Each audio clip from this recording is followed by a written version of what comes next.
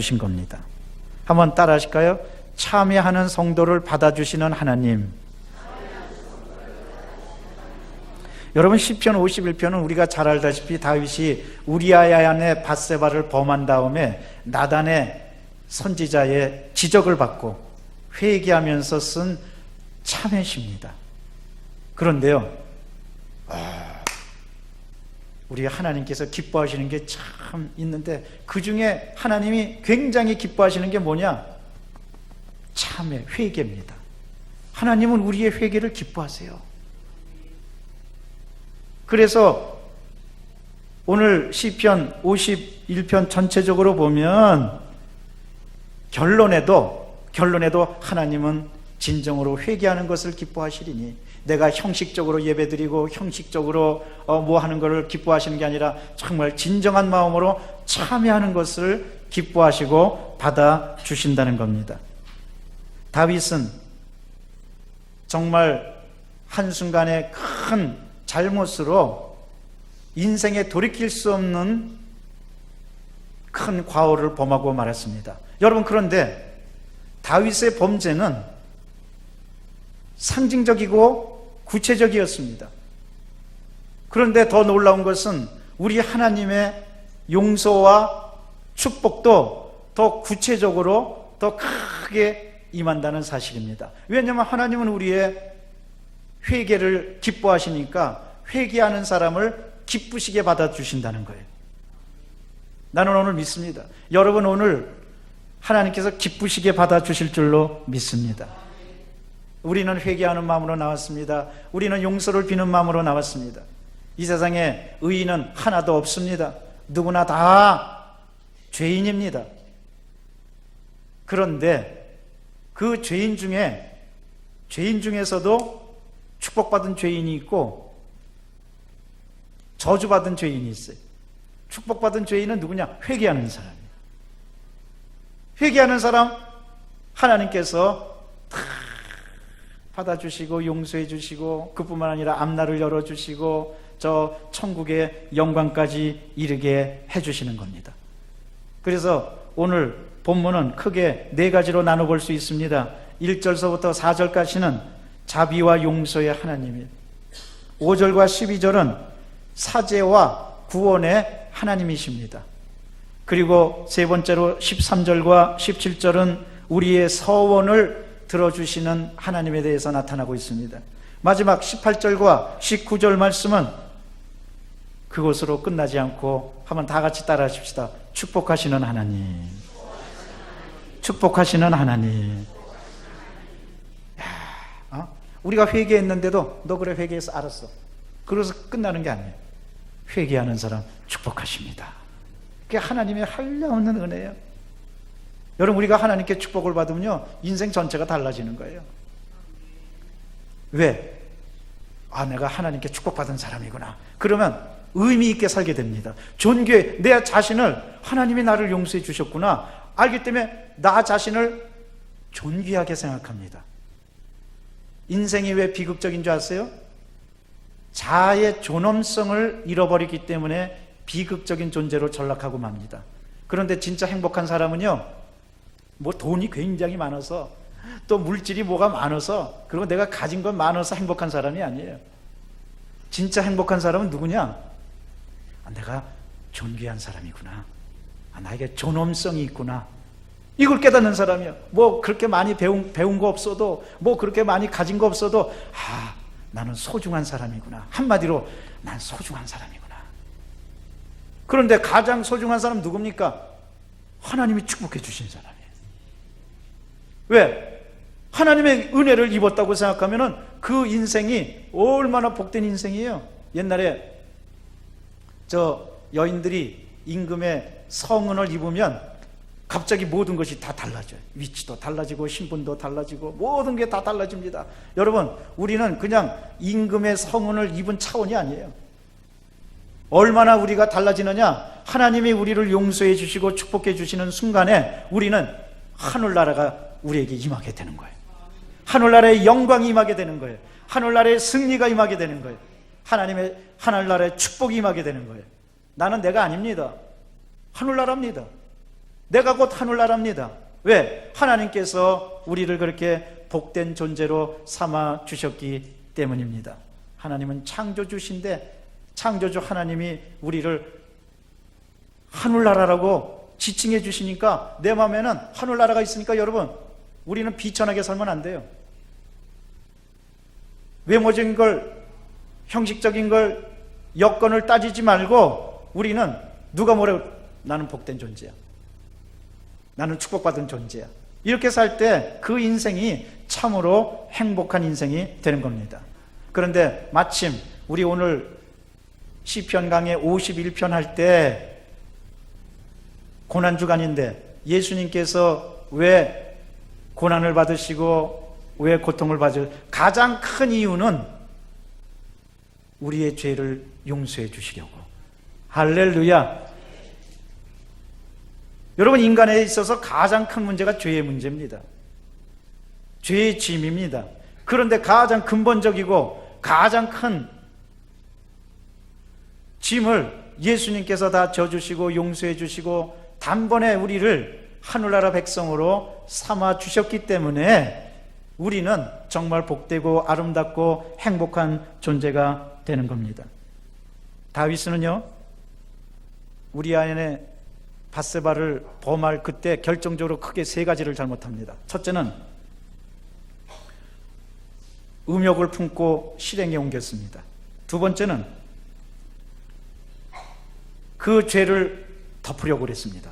세 번째는 그것뿐만 아니고 관계된 사람 우리아를, 밧세바의 남편 우리아를 아예 죽여버리려고, 그것도 가장 치열한 전쟁이 있는 곳에서 내보냈는데, 요즘 말로 하면은 국방부 장관을 시켜가지고 최전선에서 싸우게 해가지고 활에 맞아서 죽게 했던 겁니다. 그것이 사무엘하 11장서부터 나옵니다. 그러니까 다윗은 아주 고의적인 생각을 갖고 있었어요. 여러분, 우리 이 범죄학적으로 따질 때도요, 재판받고 그럴 때도 어떤 살인이라든지 또 어떤 폭행이라든지 또 어떤 죄를 범하면 검사나 그 다음에 판사가 가장 중요하게 여기는 게 뭐냐? 이거 고의로 그랬느냐? 미리 계획을 짜고 고의로 그랬느냐? 우발적으로 그랬느냐? 마지못해서 그랬느냐? 피치 못해서 무슨 사정이 있었느냐? 그걸 따집니다. 그런데 고의로 계획적으로 그랬다 그러면 최고 형량을 구형합니다.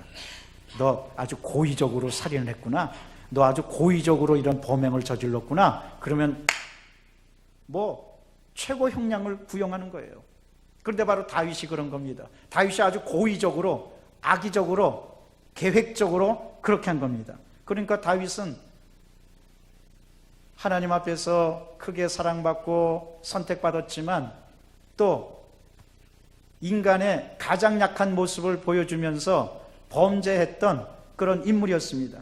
그러나 중요한 것은 다윗이 암만 그랬다 할지라도 하나님께서 다윗을 용서해 주셨다는 거예요. 하나님께서 다윗에게 다시 기회를 주셨다는 겁니다. 여러분, 회개는 기회를 얻게 되는 겁니다. 또 다른 기회를 얻게 되는 게 회개입니다. 그러니까 회개는 어떻게 보면 회개는 축복입니다.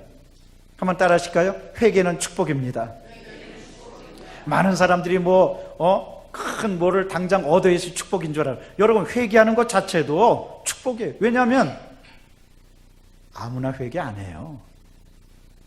하나님이 선택한 사람, 또 하나님께서 특별히 은혜 주신 사람이 회개하게 되어 있어요.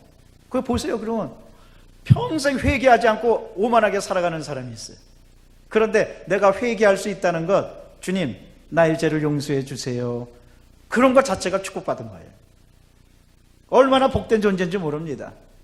이러므로 이제 우리 네 가지를 근거로 해서 말씀을 보시면서 하나하나 살펴보고자 합니다. 먼저 1절서부터 4절까지 자비와 용서의 하나님이십니다. 우리 다 같이 합독합니다.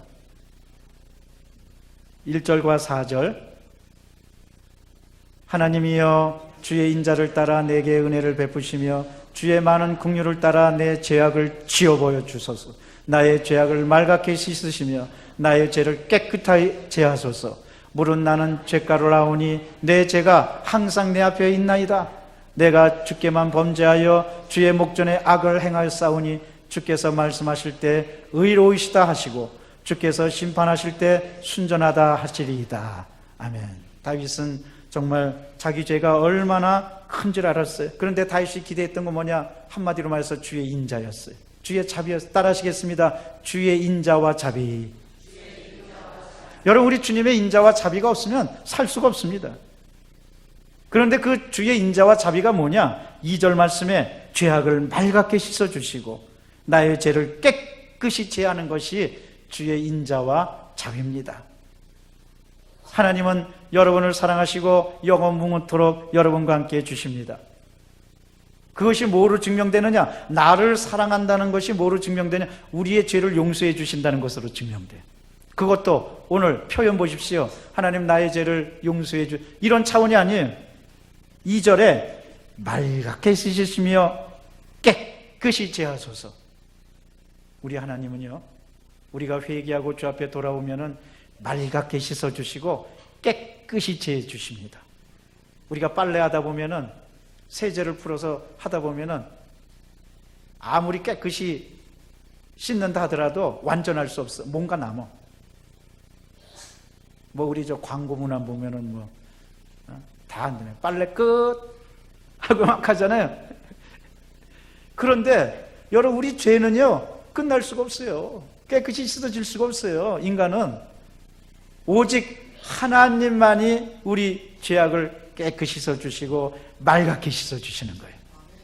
언제나 그 하나님의 은혜를 체험하고 기뻐하는 여러분 되시기를 바랍니다. 하나님은 자비로우신 하나님입니다. 긍휼하신 하나님입니다. 어떤 죄인이 오더라도 용서해 주시는 하나님이십니다. 5절과 12절입니다. 5절과 12절은 인간 본래의 모습을 얘기하고 있습니다. 내가 죄악 중에서 출생하였으며 어머니가 죄 중에서 나를 잉태하였나이다. 보소서 주께서는 중심이 진실함을 원하오니 내게 지혜를 은밀히 가르치시이다. 우슬초로 나를 정결하게 하소서. 내가 정하리이다. 나의 죄를 씻어주셔서 내가 눈보다 희이다. 내가 기쁘고 기쁜 소리를 들려주시사 주께서 꺾으신 뼈들로 줄고게 하소서. 주의 얼굴을 내 죄에서 돌이키시고 내 모든 죄악을 지워주소서. 하나님이여, 내 속에 정한 마음을 창조하시고 내 안에 정직한 영을 새롭게 하소서. 나를 주 앞에서 쫓아내지 마시며 주의 성령을 내게서 거두지 마소서. 주의 구원의 즐거움을 내게 회복시켜 주시고 자원하는 심령을 주시사 나를 붙드소서. 할렐루야. 그런데 오늘 여기 성경 말씀 보니까 다윗의 찬양과 다윗의 노래를 보니까 회개하는데 그냥 회개하는 게 아니에요. 하나님께서 용서해 주시고 구원해 주시는 하나님의 역사를 얘기하는데 그냥 하는 게 아니라 다윗은 한마디로 이렇게 얘기합니다. 주의 영을 내게 부어주소서. 주의 성령으로 나를 새롭게 하소서. 여러분, 우리를 회개시켜 주시고 우리를 씻어주시는 분이 누구냐? 성령님입니다. 고린도전서 6장 11절에 보면 하나님의 성령 안에서 씻음과 거룩함과 의롭다 하심을 받았느니라. 그러니까 성령이 역사해야 돼요. 성령이 역사해야지 회개할 힘도 되고 성령이 역사해 하셔야지 우리가 구원받을 능력도 생기는 겁니다. 요 에스겔 36장 26절에 보면 성경은 이렇게 기록합니다. 새 영을 너희 속에 두고 새 마음을 주되 육신에서 굳은 마음을 제거하고 부드러운 마음을 주신다고 그랬어요. 하나님의 성령이 임하면 굳은 마음이 깨어지는 거예요. 다윗은 그것을 알았어요. 주의 영으로 나를 새롭게 하여 주시옵소서. 그러면은 내가 다시 주 앞에 서고 나의 죄를 씻어주시면 내가 눈같이 희리이다. 성령의 역사가 아니면 그렇게 될 수가 없다는 거예요. 다윗이 얼마나 죄로 인하여 고통을 당했는지. 여러분, 죄의 특징은 고통을 주는 거예요. 죄는 우리를 압박합니다. 뼈가 아팠던가, 뼈가 너무너무나 아팠는데, 뼈까지 아팠는데 51편 8절에 보면 용서라는 하나님의 기쁜 소식을 들려주시사 주께서 꺾으신 뼈도 즐겁게 하소서. 사랑하는 성도 여러분, 죄를 지으면요, 그 죄에 따른 고통 때문에 뼈가 으스러지는 것 같아요. 뼈가 꺾이는 것 같아요. 그 정도로 죄는 우리에게 고통을 줍니다.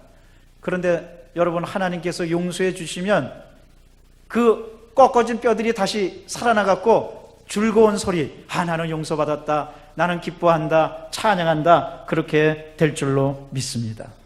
그러니까 회개할 때도 여러분, 성령을 의지해서 성령님 나와 함께 하소서, 나를 지켜주소서, 나에게 새로움을 주소서, 새 영을 부어 주소서, 나를 주의 성령을 내게 불어넣어 주시사 나를 쫓아내지 마시고 성령을 내게 주시사 나를 거두지 마소서. 다윗이 이것을 간절히 얘기하고 있는 겁니다. 그렇습니다. 사랑하는 성도 여러분, 성령이 임하면 하나님의 용서에 대한 확증이 생기고, 하나님의 용서에 대한 확증이 생기면 기뻐하게 됩니다. 즐거워하게 됩니다. 웃게 됩니다. 자유하게 됩니다. 영광스럽게 되는 겁니다. 제가 한번 얘기했나요? 죄가 얼마나, 이 죄가가 우리를 고통스럽게 하는지. 저 시골에서 어떤 남매가요, 이제 아빠 엄마가 이제 오리를 키우고 있는데, 이 오빠가 누이 동생하고 놀러 갔다가 이제 고무총이 있으니까 이 고무총을 갖고 놀다가 엄마 아빠가 그냥 오리를 애지중지하고 착 키우는데 한번 갖고 놀다가 그냥 꽉 쏴가지고 오리 한 마리가 정통으로 맞아서 죽고 말았어요. 그걸 누이 동생이 옆에서 똑똑히 지켜봤어요. 그 다음에 누이 동생은 오빠를 인질로 삼고 노예로 삼아요. 오빠가 죽였지? 그런데 어쩌다가 내가 그 다음부터 집안에 이제 엄마 아빠가 이제 집안에, 야, 걔 이름 이제 철수라고 그럽시다. 야, 철수야, 너 저 집에 청소 좀 해라. 그러고는 이제 또 야, 너 누이 동생, 너 내 동생하고 너 같이 해. 그러면 이제 동생이, 오빠 혼자 해. 왜 내가 혼자 해? 오빠 오리 죽였잖아. 내가 그 엄마 아빠한테 잃을까? 알았어. 내가 할게. 그 다음부터 뭐 무슨 일만 있으면은 누이 동생이 오빠를 똑바로 쳐다보고, 오빠가 해. 아니 내가 왜? 오빠 그럼 오리자 나오기도, 알았어 내가 할게. 그러니까 리자 나오기도 전에 알았어 내가 할게. 모든 일 다 하는 거예요 그냥. 그러니까 언제서부터인가 오빠가 시들시들 앓기 시작하더니 힘이 없고 얼굴 노랗게 되고 눈에 초점도 없고 멍하고 밥도 잘 안 먹고 또 무슨 일 있으면 누이 동생이 똑바로 쳐다보고 싹 째려보고 오빠가 해. 그럼 알았어. 그래서 이제 엄마가 하도 이상해가지고, 야, 너 왜 그러니? 너 요즘 너 밥도 안 먹고 왜 그래? 그러니까 견디다 못해갖고, 엄마, 사실은 내가 고무총으로 오리 새끼 한 마리 죽였어요.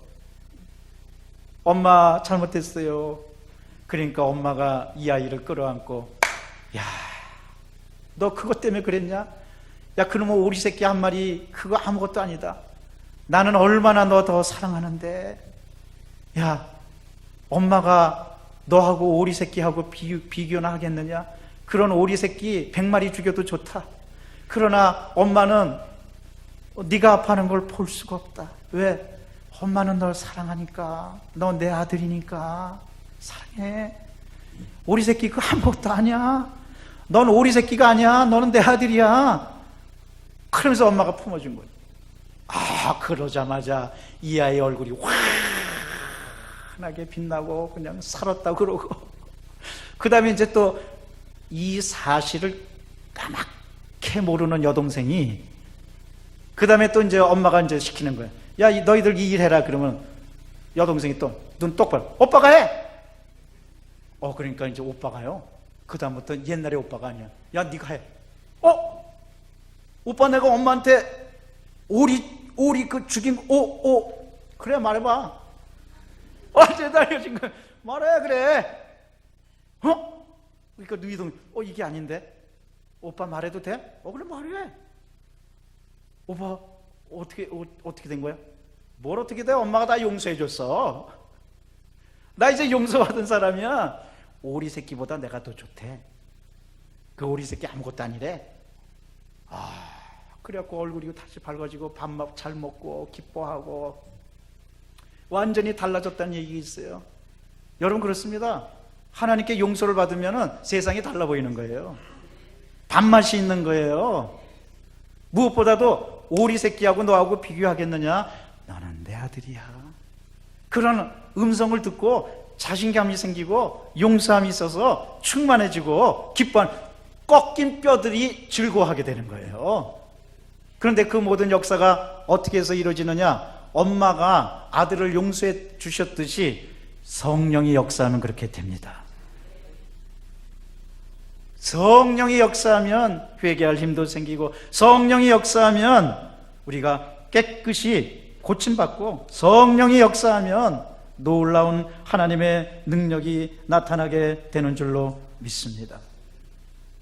언제나 성령의 힘을 의지해서 기도하고 용서받고 새로워지고 주님께 맡기는 여러분 되시기를 주의 이름으로 축원합니다. 13절과 17절은 다윗은 그러면서 여러분 이제 용서받았으니까요, 또 용서를 구했으니까요, 다짐을 합니다. 사랑하는 성도 여러분, 회개만 하면 소용없습니다. 회개하는 걸로 끝나면 소용이 없습니다. 여러분 회개했으면 변화를 받아야 됩니다. 새로워져야 됩니다. 달라져야 됩니다. 그것이 회개의 진정한 특징입니다. 말로만 회개하면 아무런 소용이 없습니다. 그래서 다윗은 이제 새롭게 다짐을 합니다. 어떻게 다짐을 합니까? 13절과 17절 말씀을 우리 다 같이 봉독합니다. 그리하면 내가 범죄자에게 주의 도를 가르치리니 죄인들이 주께 돌아오리이다. 하나님이여 나의 구원의 하나님이여 피 흘린 죄에서 나를 건지소서. 내 혀가 주의 의를 높이 노래하리이다.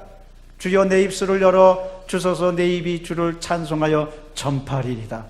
주께서는 제사를 기뻐하지 아니하시나니 그리하지 아니하면 내가 드렸을 것이라. 주는 번제를 기뻐하지 아니하시나이다. 하나님께서 구하시는 제사는 상한 심령이라. 하나님이여 상하고 통회하는 마음을 주께서 멸시하지 아니하시리이다. 할렐루야. 여러분 다윗이 고백하고 다짐하는 게 뭡니까? 하나님은 용서의 하나님이시라고 전파하겠다는 거예요. 그것은 뭘 말합니까? 하나님의 뜻대로 살겠다는 다짐입니다. 여러분 우리가 회개했으면 회개하는 걸로 끝나지 않고 하나님의 뜻대로 살아가야만 할 것입니다. 하나님의 영광을 위해서 살아가야만 할 것입니다. 이제는 과거의 내가 아니라 천국 백성의 나로 새롭게 살아가야만 할 겁니다. 그래서 특별히 이번 고난 주간 한 주간 동안 여러분 회개만 하지 말고, 한 주간은 성찰의 이제 기간입니다.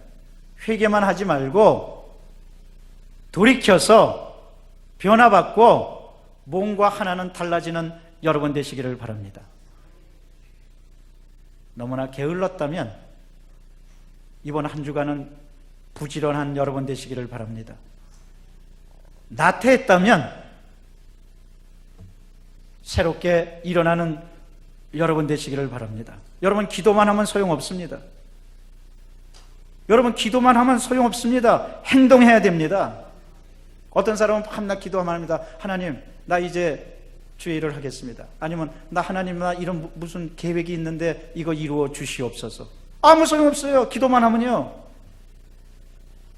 행동해야 돼. 나서야 돼요. 액션을 취해야 됩니다. 안 했던 일을 해야 됩니다. 하지 말아야 될 것을 해야 됩니다. 안 해야 됩니다. 하지 말아야 될 것을 안 해야 됩니다. 안 했다면은 해야 됩니다. 다윗은 그것을 고백하고 있는 겁니다. 하나님이여, 이제 내가 주의 영광을 선포하고 주님을 전파하고 그렇게 살겠습니다. 나 하나님의 뜻대로 살겠습니다. 나 이제 말로만 회개하지 않고 하나님의 뜻대로 살겠습니다. 왜냐? 하나님께서 진정으로 구하시는 제사는, 당시 이스라엘은 죄를 지면 이제 번제를 드립니다. 제사장이 짐승을 죽여서 인간이 받아야 될 벌을 대신 짐승이 받고 하나님께 용서를 구하는 제사를 드렸습니다. 그런데 제사만 드리면 되지 뭐 하고 사람들이 형식적으로 생각합니다. 그러나 다윗은 말합니다. 하나님께서 기뻐하시는 제사는 그렇게 형식적인 것이 아니라 진실로 회개하고 통회하는 것이다. 그렇게 다윗은 생각하고 있는 겁니다. 그래서 다윗은 그것을 다짐하고, 하나님이여, 내가 그냥 회개만 하고 살 것이 아니라 이제 하나님의 뜻을 실천하겠습니다. 한번 따라 하시겠습니다. 하나님의 뜻을 실천하겠습니다. 여러분, 이번 한 주간에요, 실천하시기를 바랍니다. 내가 하지 못한 거 있다면 하시기를 바랍니다.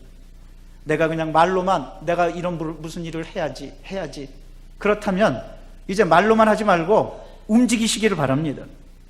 아주 쉽게 얘기해서 만나야 될 사람이 있다면 만나시고, 실행해야 될 일이 있다면 실행하시고, 또 더군다나 여러분, 아주 간단하게 얘기합시다. 집에 쓰레기를 버릴 일이 있으면 계속 옷도 쌓아두고 버리지도 않고 놔두고, 아까워서 그릇 같은 것도 계속 아까워서 놔두고, 또 그냥 그래서 막 구석구석에다가 그냥 팍 구겨서 집어넣고, 지난번에 저 TV에 봤더니 아주 그냥 쓰레기 같은 집에서 사는 거예요. 그랬더니 뭐 비닐봉투라는 비닐봉투는 다 놓여 있고, 뭐 필요 없는 것들도 다 꼬깃꼬깃 여기다 다 집어넣고. 나 요즘에 저 신방 다니는데요, 신방 다니다 보면 집안이 얼마나 깨끗한지 몰라. 너무너무 깨끗해. 그래서 난 저 다들 그렇게 깨끗하게 사는 줄 알았어요. 그랬더니 나중에 얘기 들어봤더니 목사님 오시니라고 다 치웠어요. 깨끗이 치웠어요. 그러더라고요. 여러분, 아주 그냥 쓰레기 집에 이거 놔두고 그냥 버리지도 못하고, 아까 이번 한 주간에요, 저 고난 한 주에 싹 치워버리시길 바랍니다. 뿐만 아니라 내가 이런 일로 내가 아주 게을렀구나, 이번 한 주간은 아주 변화받고 고치시기를 바랍니다. 그것이 고난 주간을 지내는 하나님의 뜻입니다. 말로만 예수님의 고난에 동참하겠습니다, 소용없어요.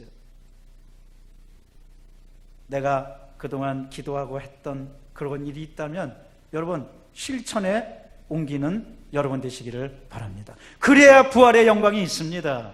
고난지간이 끝난 다음에 부활이, 크로스 뒤에 크라운이 있습니다. 여러분, 십자가 뒤에 면류관이 있습니다.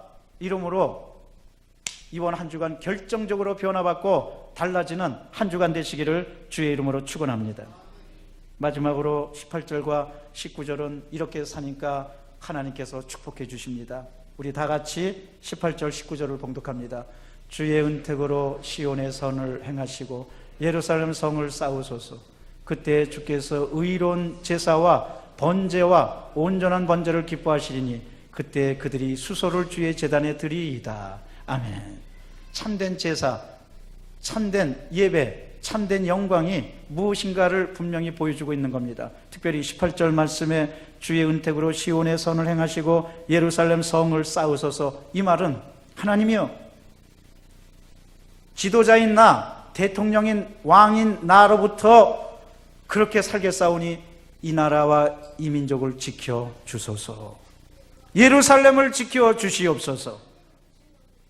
사랑하는 성도 여러분, 이제 우리도 이와 같이 기도하며 하나님께 영광 돌리고 축복받는 여러분 되시기를 바랍니다. 하나님, 나 이렇게 살겠습니다. 예루살렘은 뭘 뜻합니까? 여러분, 하늘나라를 뜻하고 교회를 뜻합니다. 뿐만 아닙니다. 여러분의 가정도 또 하나의 예루살렘 성이 될 수가 있습니다. 하나님 우리의 가정을 지켜 주시옵소서. 다윗이 원하는 것은 외부의 침략이 없이 예부의 공격을 마땅히 막아가고 튼튼하게, 국방이 튼튼하게 해달라는 뜻이에요. 하나님 우리 가정을 튼튼하게 하여 주시옵소서. 내가 하는 일을 튼튼하게 하여 주시옵소서. 내가 하는 일이 흔들리지 않게 도와 주시옵소서. 하나님께 간절히 기도하고 하나님께 축복을 받습니다. 그때에 비로소 그들이 수소를 주의 제단에 드리이다. 참된 예배를 드리이다. 사랑하는 성도 여러분, 참된 예배는 내가 변화받고 주님께 드리는 겁니다.